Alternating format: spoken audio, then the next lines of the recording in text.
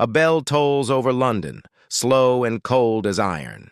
Two sisters, one crown, one curse. Mary Tudor, the Queen of Blood. Elizabeth, the girl who should never have lived.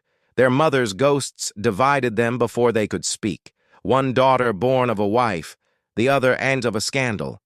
Every breath Elizabeth took reminded Mary of her mother's execution, so when Mary ruled, the fires burned. Protestants screamed her name, Bloody Mary. And somewhere behind stone walls, Elizabeth watched the smoke rise. She smiled only in silence, for silence was her armor.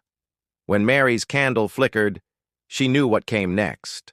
The sister she caged would wear her crown, and as England changed hands, blood remembered blood. Power never forgets its price. Love never forgives its betrayal. And history? It remembers the sound of two sisters at war.